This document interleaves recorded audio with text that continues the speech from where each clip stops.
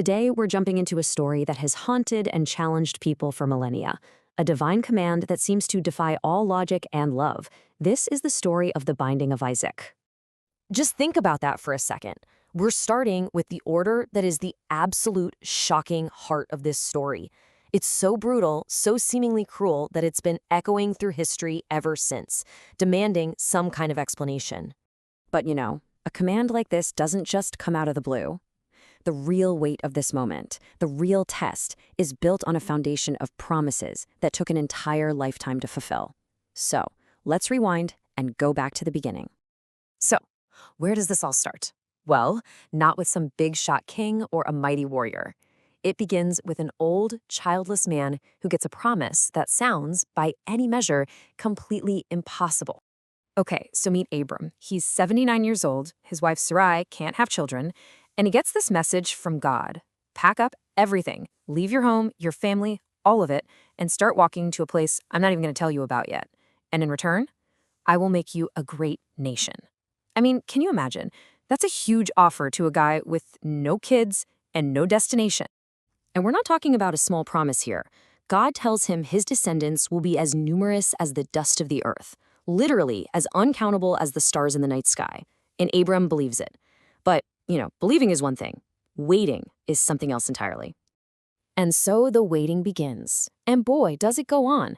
The years start to roll by, then the decades. That impossible promise is now being tested, not by some epic challenge, but just by the slow, silent ticking of the clock. Just look at this timeline. The amount of time we're talking about here is just staggering. When he's 86, after so many years, he and Sarah try to, take matters into their own hands, and his son Ishmael is born. But it isn't until Abraham is 99 years old that God comes back, reconfirms the deal, and even gives him a new name, Abraham, father of many. And then the very next year, when Abraham is 100, the miracle happens. Isaac is born. So Isaac isn't just a son, he's the son. He's the living, breathing proof of a divine promise that took a quarter of a century to come true. And right here, just when everything seems perfect, after the impossible has finally happened and the promise has a name and a face, the story takes a horrifying nosedive.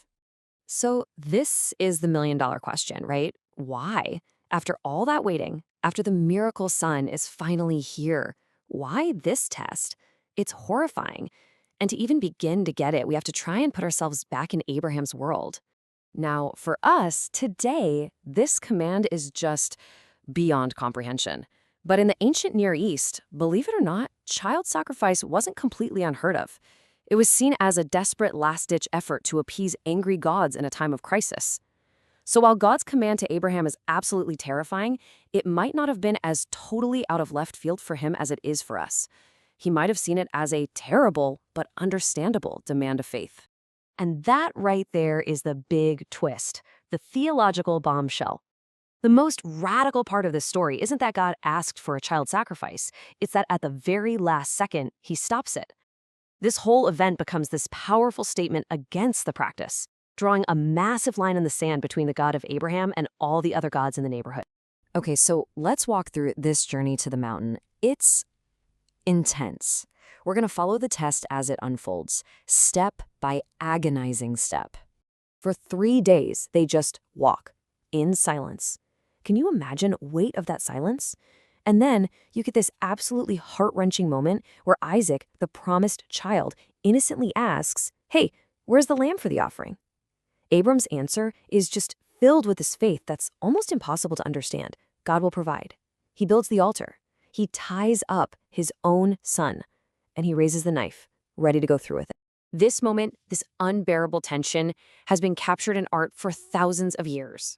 But wait, there's a really interesting twist here that a lot of people miss. In many Jewish traditions, Isaac isn't a little kid. He's a young man. Some say 25, some say even 37. Think about it, a 25-year-old could easily fight off his father, who's well over 100 at this point.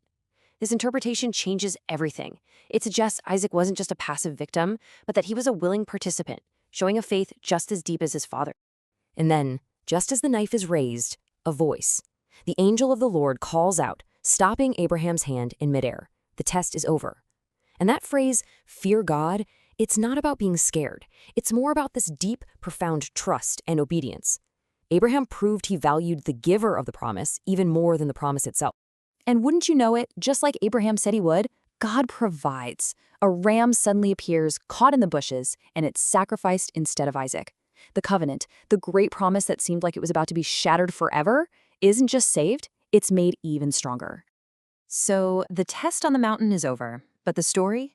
Oh, the story is far from over.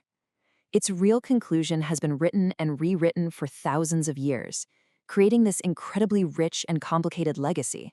It's fascinating how this one event is seen so differently depending on who you ask. In Judaism, it's called the Akedah, which means the binding. That name puts the focus on the act of tying Isaac up, and on his willing participation.